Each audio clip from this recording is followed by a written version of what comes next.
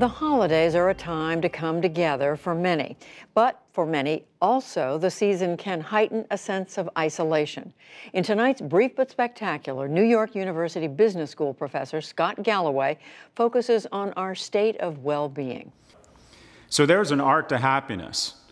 Basically from kind of 0 to 25, it's the stuff of Star Wars, Discovery, spilling into adulthood, football games, magic. Then gets real from kind of 25 to 45. Work is hard, economic stress. You realize you're not going to be senator or have a fragrance named after you. And most devastating, someone you love gets sick and dies.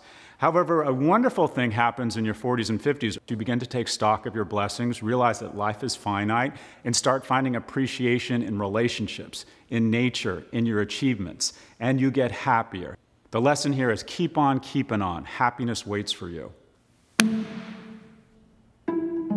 So we have two types of speakers at NYU, either people who are incredibly interesting and inspiring or billionaires. We've decided at business school that if you're a billionaire, that means you know a lot about life. And they typically end their talks with one statement, and that is follow your passion. And I found that the majority of people who tell you to follow your passion are already rich.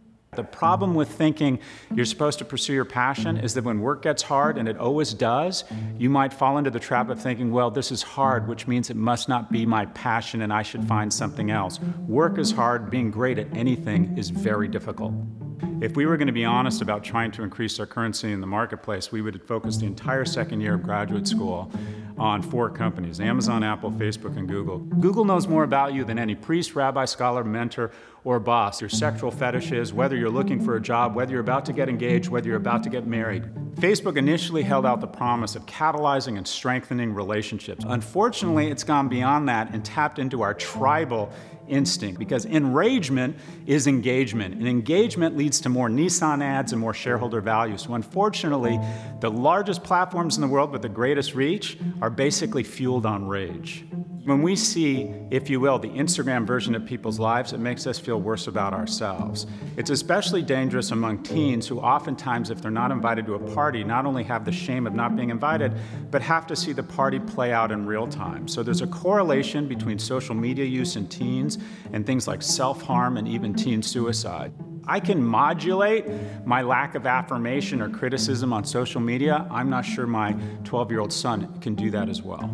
I wish I'd invested more in relationships when I was a younger person. Put $10 away now if you're 20, by the time you're 50, it's $1,000. The same is true of relationships. Phone calls, text messages, notes, reaching out to people when they're struggling.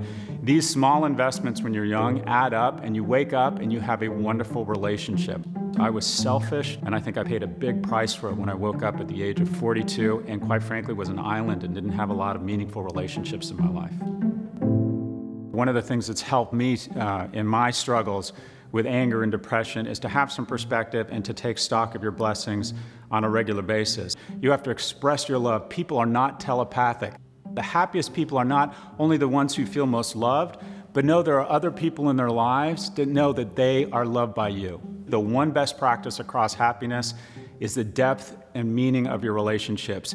At work, do you feel respected and admired, and do you admire and respect other people? And most importantly, at home, do you feel an intense level of love and support? And again, just as importantly, do you know they know that they are loved intensely and supported by you?